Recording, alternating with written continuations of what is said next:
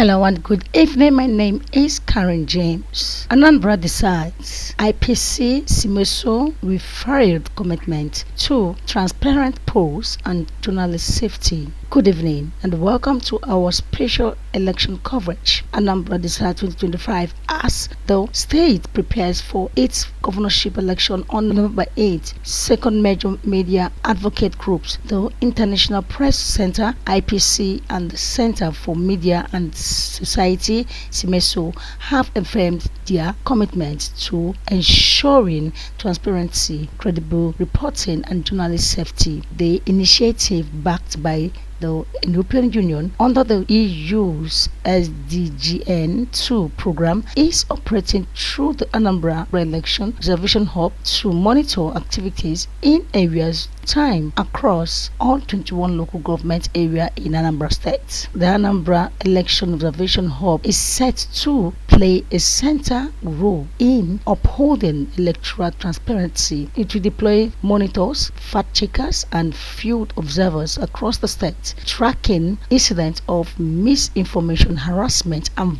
voter suppression, with over 2.8 million registered voters expected at 5,718 polling units. But both polling units, both IPC and Cemeso, are urging the Independent National Electoral Commission (INEC) and security agencies to guarantee media freedom and journalist protection, vital ingredients from credible polls. To support disability inclusion. First, we have been working on monitoring, what we call monitoring of media content, especially for us at Cemeso, broadcast media content. And our colleagues at IPC have also been working on monitoring of content of print and online media.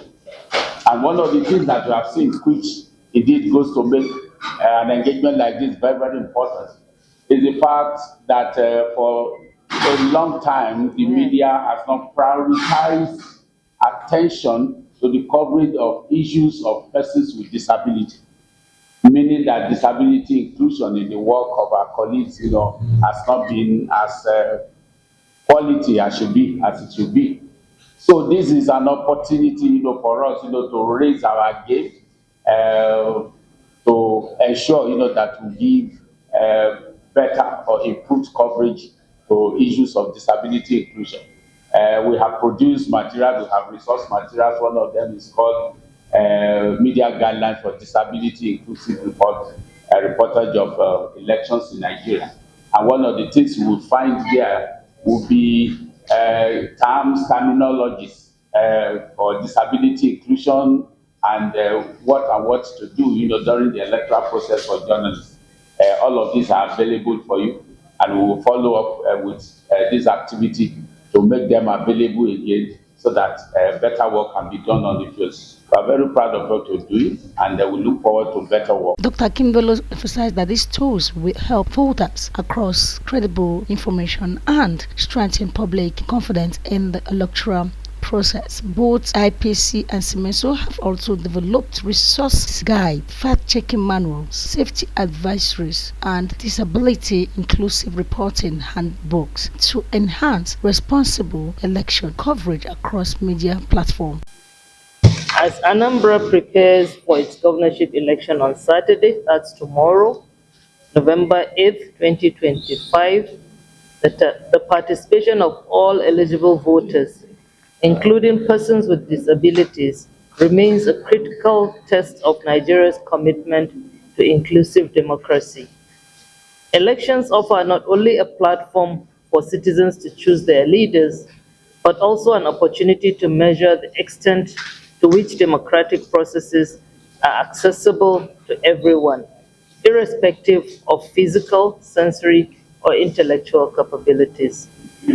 According to Independent National Electoral Commission, a total number of 2,802,790 voters are registered to participate in the coming election, including 3,456 persons with disabilities.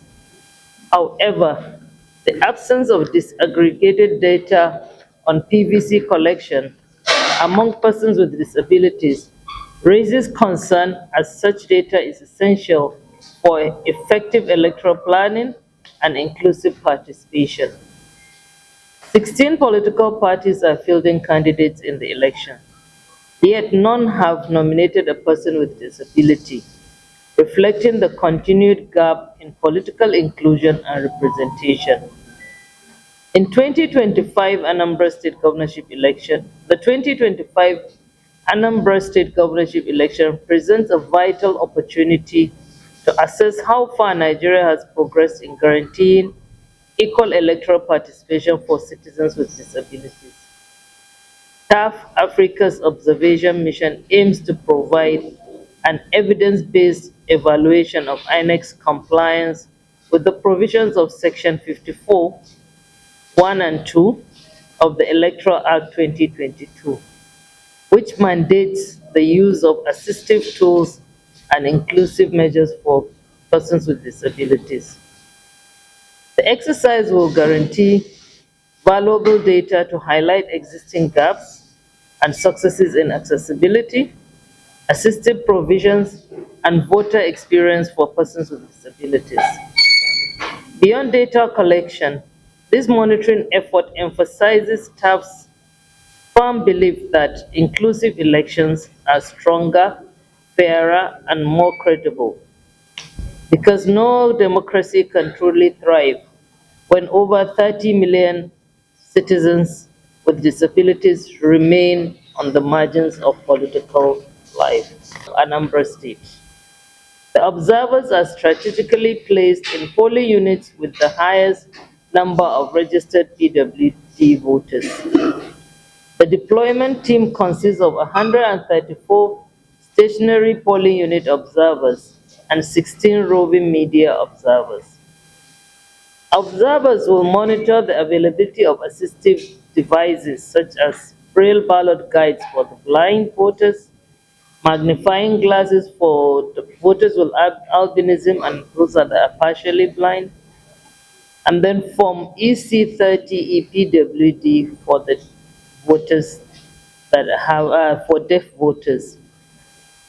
They will also observe the level of compliance with priority voting rights for persons with disabilities, accessibility of polling units, attitude of polling officials towards PWDs, communication experience of deaf voters, and the overall experiences of voters with disabilities at the polls. All observation efforts will be data-driven and technology-enabled. TAF Africa's upgraded TAF Disability Hub mobile application has been redesigned to enhance user interface as UI, also user experience UX, and functionality for improved performance, real-time reporting, and data accuracy. Through this app, observers will transmit verified information to the PWD Election Hub, where data will be aggregated, analyzed, and displayed on a live election monitoring dashboard. This is for timely decision making. The dashboard is available for use by public and can be accessed via https://electionhub.org.ng. I repeat, electionhub.org.ng. The app's prominent citizen reporting feature, the third eye, empowers every Nigerian to act as a defender of democracy by reporting in real time any incident that affects persons with disabilities, whether it involves accessibility challenges, intimidation, or denial of rights. The app is available for download on both the Play Store and App Store. Enhancing communication access for deaf voters. To address the persistent communication barriers faced by deaf voters, TAF Africa, in participation with INEC, has trained and will deploy 25 sign language interpreters to polling units with the highest concentration of deaf voters across Anambra State. Their presence at these polling units will ensure that deaf voters can receive instructions, interact with polling officials, and cast their votes independently and confidently. This initiative represents a major step forward in providing adaptive communications, thereby deepening electoral accessibility for the deaf community in Nigeria. The intervention is being piloted at the state level, and insights from this implementation will inform a post-election report that will provide INEC with practical guidance toward the national adoption of sign language interpretation as a International Press Center, Pechilly said, is a co-partner for Component 4 support of media of the EUSDJ. And one of the knowledge products that has come from the component is the industry-developed Nigerian Media Code of Election coverage, which is also available online via downloadable apps. And in that code, we'll find the guidelines that require us to, as a matter of deliberate policy, report issues of disability in the entire electoral processes. Now, campaigns are over, but it does not mean that we can still not do two things. One, today, which is the last day before the election, as media, we should step up our messages to the community of persons with disability in the context of the promises that INEC has made to ensure that necessary assistive devices are provided for them to report the elections and encourage them to come out to vote. Because if those 3,000 plus persons with disability participate in these elections, it will contribute to a process of reversing the trend of voter apathy in Anambra State.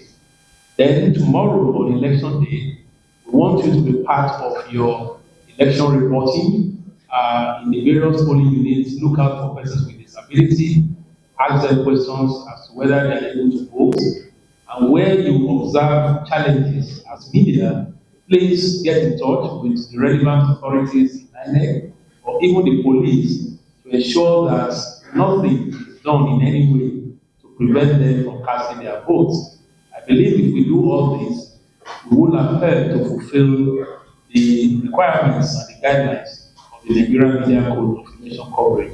Thank you very much. The Anambra Election Observation Hub, coordinated under the EU XTGN2 program, brings together partners including Yaga Africa, the COCA, and Electa, the Nigerian Women Trust Fund, and TAFS Africa. Their collective mission to safeguard transparency, accountability, and inclusive participation in Nigerian democratic journey as the countdown the Anambra governorship election, and all eyes remains on the media to uphold truth, facts, peace, and protect democracy through credible reporting. My name is Karen, reporting for Pechilly. Let's go on a short break and I'll be right back.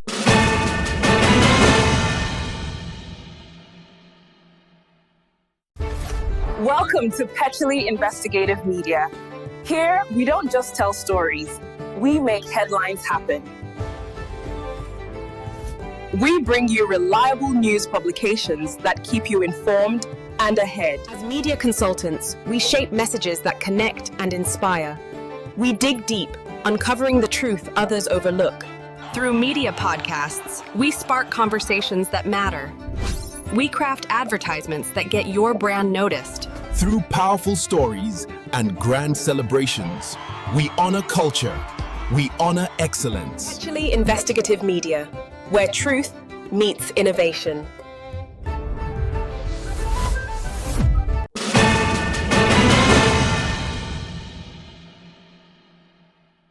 Hello, welcome back to the news. We are deploying our safety, according to Larry Alogda, the Executive Director IPC. He said, we are deploying our safety and protection of journalists platform to provide real-time updates on potential threat zone. This is about securing the information space and the people who bring verified news to citizens. Mr. Larry said that the IPC's platform will use live analysis to identify and respond swiftly to risk-facing journalists. He also announced emergency hotline 08132776441 and 07069451562 for read intervention. Okay, this is how I say thank you very much for being part of today's news. My name is Karen, reporting for Pechilly. See you next time. Don't forget, this is Pechilly, and my name is Karen, investigative broadcast journalist. They started this when even they published their timetable.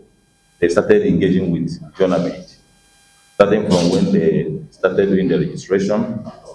And after that, South Africa came to take it over.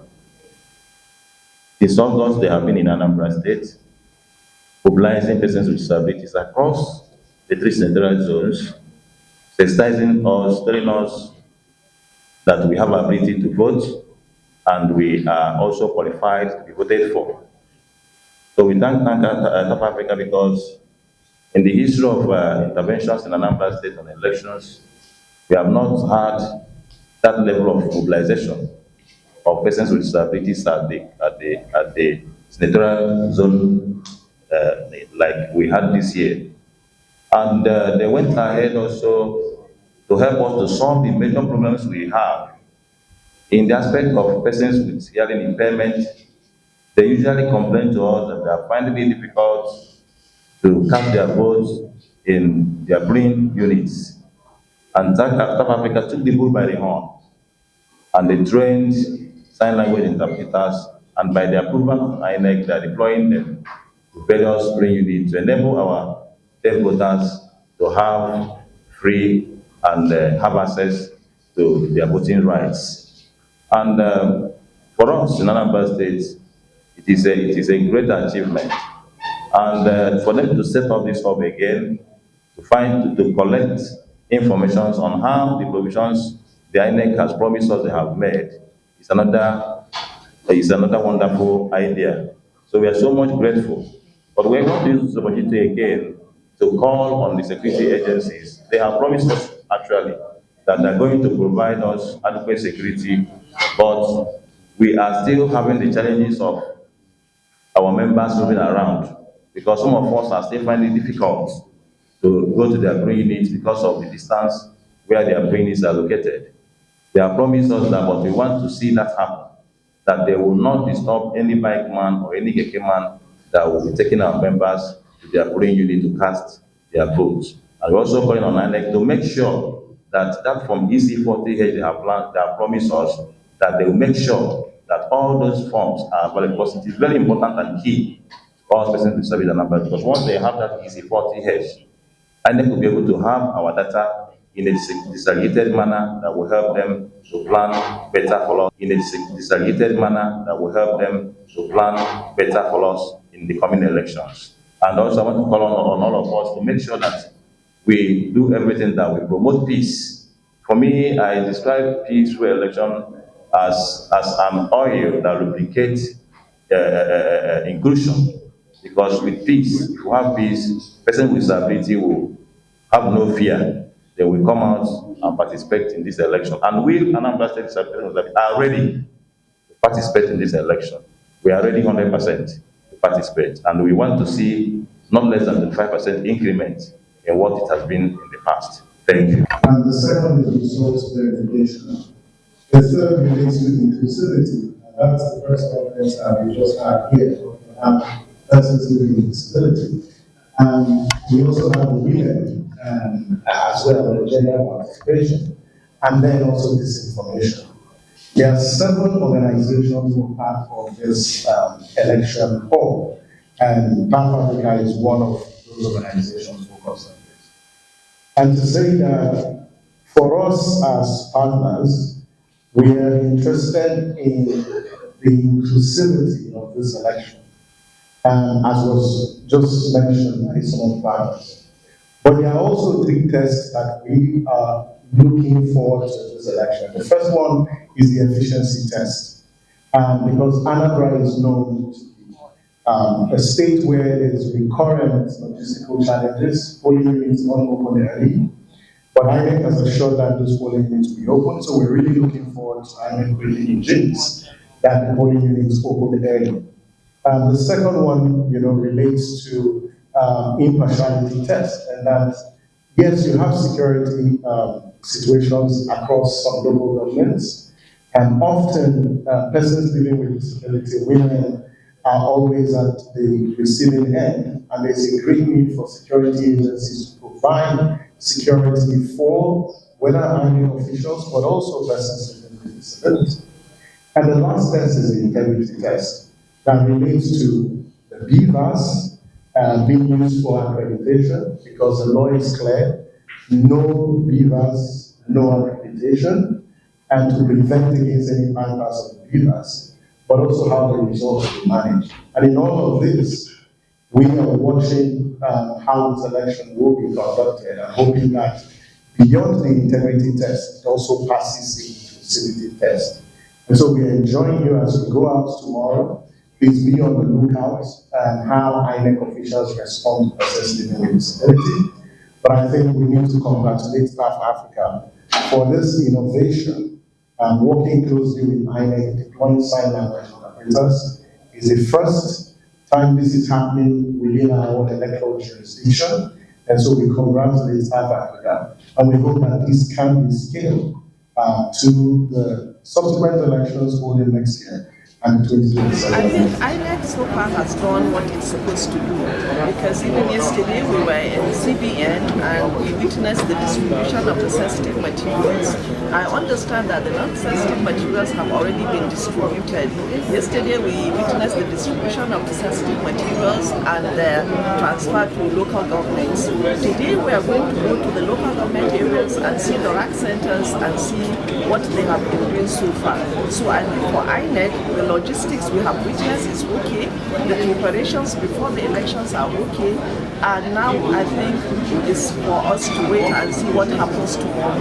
The election is less than 24 hours from now. On the part of security agencies, I know that INEC has what is called ICSES, that is Interagency Consultative Committee on Election Security, where all the security agencies are part and parcel of election. I know that INEC has been having meetings with the ICSES, and I believe that the security agencies will go and do what they are supposed to do professionally. The other stakeholders are the politicians and the political parties.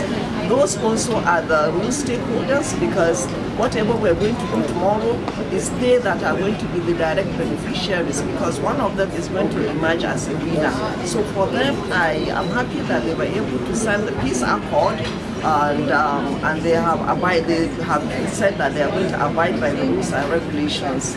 Then with the electorate, I'm happy since we came in, we have not heard any infractions from any direction. The civilians are doing a great job, and I wish to seize this opportunity to call upon them to please go out tomorrow en masse and vote. Your vote is your power, and it's the only way you can elect or remove any person that you do not want to lead you, or elect the person you want to represent you. So this is the final one. Are you feeling optimistic or pessimistic for tomorrow? I'm very optimistic. I believe in democracy is the best system of government, and I believe the good citizens of Anambra will come out tomorrow en masse and choose their governor. Thank you very much, ma'am.